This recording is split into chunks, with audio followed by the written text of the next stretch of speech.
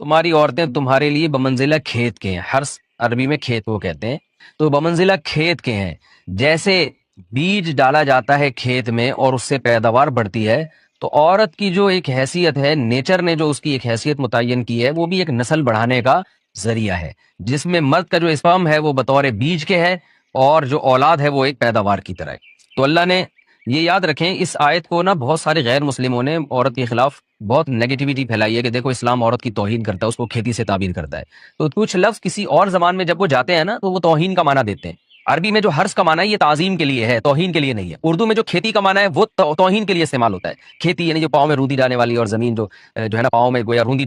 اس کو روندا جا رہا ہے. تو اس لیے اس کا اردو میں بالکل اسی طرح جو لوگ ترجمہ کر دیتے ہیں کہ عورتیں تمہاری کھیتیاں ہیں، تو یہ ترجمہ میرا خیال ہے اس لیے درست نہیں ہے کہ اردو میں اس کا مفہوم ہی چینج ہو جاتا ہے. یعنی گویا ایک عزت کے لیے جو لفظ اللہ نے استعمال کیا وہ ذلت کا ذریعہ بن جاتا ہے. تو اس لیے کسی بھی زبان میں جب ہم کسی بھی لفظ کا ترجمہ کرتے ہیں تو اس زبان کے ہمیں محاوروں کو دیکھنا چاہیے کہ اس زبان میں یہ لفظ کس معنی میں استعمال ہو رہا ہے. مثال کے طور پر ہو سکتا ہے کتا کا لفظ کسی زبان میں وفاداری کے لیے استعمال ہوتا ہے، کسی کو لوگ ڈاگ کہتے ہیں تو اس کا مقصد ہوتا ہے وفادار انسان ہے، لیکن ہمارے یہاں اردو میں ڈالیے اور آپ بولیں کہ بھائی وہ فلاں قوم ڈاگ کہتی ہے ہم کتا کہیں گے، تو آپ اس کا ترجمہ اردو میں کریں تو کیسے نہیں کر سکتے. تو اسی طرح عربی میں جو لفظ ہے اس میں یہ چیز غور کرنی چاہیے. اس سے ترجمہ کیا جائے گا تمہاری عورتیں تمہارے لیے پیداوار بڑھانے کا ذریعہ ہے، نسل بڑھانے کا ذریعہ ہے.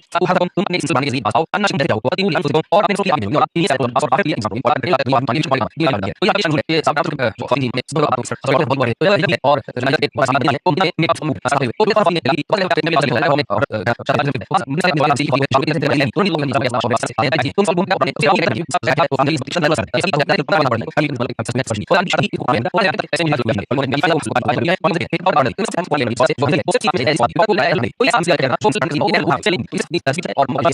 خالی نظر الا فرض میرا ہے اور اس دعوت کی بالکل اور یہ جو لفظ یہ کرا ہے ایک لائن مجھے اور اس بات سے اور اس کے اپنے اور لائف اور اس سے اور چیز کو ساتھ والی میں سوال نہیں معلوم اور یہ وہ جی اپنا جو ہے اور ما سے سب جگہ